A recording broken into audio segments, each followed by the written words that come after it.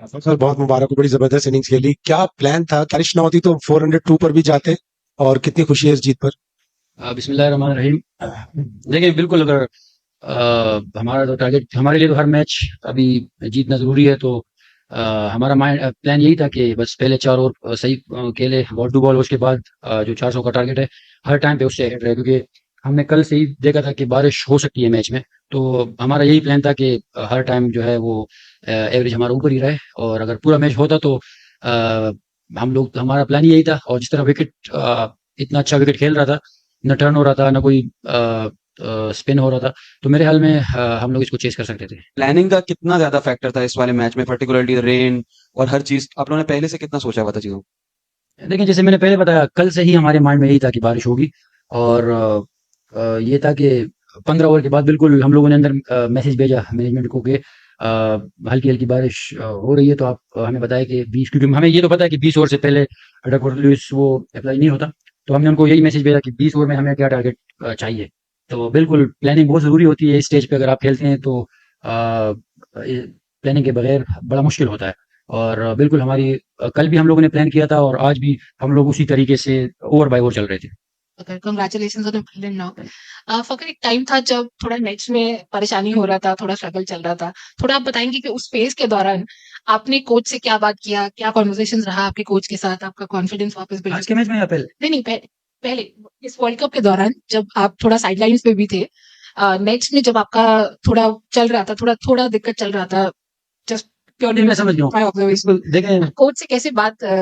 देखें इस लेवल पे अप्स एंड डाउन्स तो आते रहते हैं। और आप इंटरनेशनल क्रिकेट खेलते हैं तो बिल्कुल मैं जो ऑफ टाइम था उसमें काम कर रहा था अपनी फिटनेस के ऊपर भी, क्योंकि मेरी इंजरी भी चल रही थी। और उससे पहले एशिया कप भी मेरा मतलब मेरे हाल में 30 रन मेरे हाईएस्ट थे। तो अच्छा टाइम नहीं चल रहा था, तो उसमें चले आपने सवाल पूछा तो बीच में मैं चला गया। जो हमारे फील्डिंग कोच है आफ्ताब खान, उनकी एकेडमी है पेशावर में, तो उन्होंने कहा कि आप स्ट्रगल करते हो बहुत ज़्यादा ऑफ स्पिनर्स पे। तो क्योंकि वो अपने टाइम पे ऑफ स्पिनर ही रहे हैं, तो उन्होंने मेरे साथ बहुत ज़्यादा काम किया। और ये था कि यहाँ पे भी बैटिंग कोच के साथ रेगुलर, मतलब जब हम आते थे तो आधे घंटे का टाइम होता है, तो उससे पहले प्रैक्टिस पे जाते हैं। तो काम कर रहे थे और हर कोई मेहनत करता है। ये तो बस रन हो गए तो अब मैं बोलूंगा कि मेरी मेहनत जो है ना वो आ गई है। तो इस लेवल पे हर कोई अपनी तरफ से बेस्ट देने की कोशिश करता है, लेकिन मेरे ख्याल में मैं आज लकी था कि मेरी परफॉर्मेंस की वजह से टीम जीती। खैर पहले तो मुबारकबाद, आपने बेहतरीन इनिंग खेली, पाकिस्तान को जितवाया है। ये बताएं, जब आप विकेट पर थे और जब 4 पे अब्दुल्ला शफीक आउट हो गए थे, पाकिस्तान की पहली विकेट गिर गई थी, बाबर आए थे, तो फिर क्या प्लानिंग आप लोग कर रहे थे? क्योंकि उस टाइम प्रेशर था पाकिस्तान पर। किस तरह से आपने अपनी गेम को का मोमेंटम बनाया और अपनी इनिंग्स को, क्योंकि हमने देखा है कि आप कई दफा शॉट्स 2-3 छक्कों की तरफ जाते हैं, लेकिन आज आप थोड़े मोहतात भी थे। तो किस तरह से प्लान किया था? बाबर ने आप समझा रहे थे या खुद से ही कुछ कर रहे थे? देखिए, जो ओपनर्स हम जाते हैं तो हमें पहले 2 ओवर में आइडिया हो जाता है कि विकेट किस तरह खेल रहा है। तो जब अब्दुल्ला शफीक ने पहला ओवर खेला तो उससे मैंने पूछा, फिर जब मैंने दूसरा खेला तो प्लान हमारा यही बना कि यार विकेट बहुत ज़्यादा अच्छा है बैटिंग के लिए, तो हम लोग जो पहले 4 ओवर है इसको थोड़ा-सा सर्वाइव कर लेते हैं। और वो अब्दुल्ला आउट हो गया, लेकिन ये पता था मुझे कि विकेट बहुत ज़्यादा अच्छा है। तो बाबर जैसे ही आए उससे ये डिस्कशन हुई कि कोई स्विंग नहीं हो रहा, और अगर इस पे हम लोग थोड़ी-सी भी पार्टनरशिप लगाते हैं तो फिर हमारे लिए बाद में बड़ा ईज़ी हो जाएगा। तो ये हमें पहले 2 ओवर में आइडिया हो गया था कि विकेट इतना अच्छा है कि ये 400 स्कोर चेज़ हो सकता है। फकर, आपने बात किया एशिया कप के पहले जब आपका फॉर्म उतना अच्छा नहीं था, क्या आपने किया, कैसे वर्क किया पेशावर में? वर्ल्ड कप आने के बाद एक मैच खेले आपने, उसके बाद एक इंजरी हो गया था। सो वहां से आप उस टाइम थोड़ा उसके बारे में थोड़ा बताइए। क्या मुश्किलें थी आपके लिए और माइंडसेट कैसा होता है जब आप world cup with high hopes expectation आते हैं, एक मैच के बाद इंजरी हो जाता है, then the process to kind of come back again, उसके बारे में थोड़ा बात कीजिए। देखें, अब हर कोई अगर परफॉर्म करता है या बड़ी इनिंग खेलता है तो वो यही कहता है कि यार मैंने ये किया, मैंने वो किया। लेकिन बिल्कुल जब मुझे टाइम ऑफ मिला तो ये था कि मैंने रेस्ट नहीं किया था। जैसे ही मैं गया तो 2 दिन घर पे रहा। उसके बाद फिर पेशावर चला गया, और वही वो जो कोच था वो फिर मेरे साथ, क्योंकि मेरे घर के साथ भी एकेडमी है, तो वो मेरे साथ फिर पेशावर से भी आता था कि उस पे काम करें।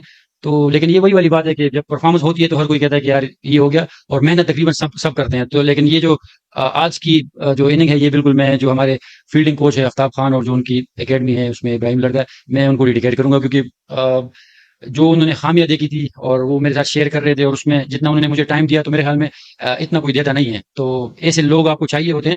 पर वही वाली बात है कि जब आपसे परफॉर्मेंस होती है तो फिर आप मेहनत भी दिखती है, और जब नहीं होती तो वो वाली मेहनत फिर आप उसको सही से नहीं समझते। The good thing about our team and management is that they stay positive. They always stay positive, and they never show us that we are out of the tournament. So they back each and every guy, and we still believe that we can play the semi-finals and also finals. But let's see, because now we are also looking to the Sri Lanka and New Zealand game. So we are hopeful that will go our way. तो अगर बढ़िया खेले आज, हिंदी में एक कहावत है कि देर आए दुरुस्त आए, लेकिन आए तो क्या है।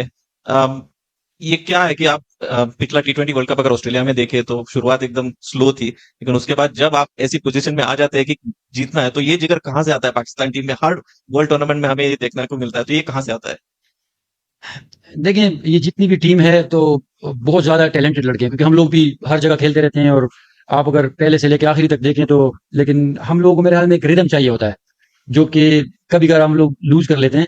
तो अभी हमें, अगर आप देखें तो जिस तरीके से हम साउथ अफ्रीका का मैच खेलें, वो हारे, लेकिन उसके बाद जो है बेहतर से बेहतर हो रहे हैं। तो मेरे ख्याल में हमारी टीम को एक रिदम की कमी होती है, और वो जब मिलता है तो फिर हर कोई जो है वो अच्छा करने की, जैसे पिछले मैच में हमारे बॉलर्स ने बहुत अच्छा किया था। इसमें भी अगर आप देखें तो बॉलर्स ने एंड में बड़ा अच्छा कमबैक करा, क्योंकि जिस तरह विकेट खेल रहा था, तो मेरे ख्याल में इस पे हमने जो है 30-40 रन उनसे कम बनवाए हैं। तो और लेकिन मेन चीज यही है कि रिदम की है, और अभी हमें वो रिदम मिल गया। मुझे पता नहीं अगर पहले ये सवाल हो गया हो, बट क्योंकि जीत के बाद पाकिस्तान के जश्न था, हम उसमें शामिल थे। बट जब ज़हन में ये था कि नेट रन रेट को भी मेंटेन करना है और वो सारा कैलकुलेशन लेके चल रहे थे, थोड़ा अगर ये बात हुई नहीं तो अगर दोबारा। जी बिल्कुल। देखें, आज बारिश का भी हमारे माइंड में था, और बिल्कुल अगर 400 रन आप चेस कर रहे हो तो आपके माइंड में तो होता ही है कि अगर बारिश की वजह से 20 ओवर पे अगर कैलकुलेशन होती है तो हमारे माइंड में बिल्कुल था। और उसी तरीके से हमें हर ओवर के बाद या 2 ओवर बाद हमें मैसेज भी आता था, और बिल्कुल हम लोग यही प्लान कर रहे थे कि किस तरीके से हम लोग हर टाइम पे जो है वो डक और लुइस पे इनसे आगे हो सकते हैं। और जब हम आगे गए, हमारे जब 10 रन आगे हुए, तो फिर हम लोगों ने, अगर आपने देखा तो बोल्ट के ओवर पे हमने कोई ट्राई भी नहीं किया, क्योंकि हमें ऑलरेडी पता था कि बारिश आ रही है और हम लोग ऑलरेडी आगे हैं। तो ये हमारे बिल्कुल माइंड में था।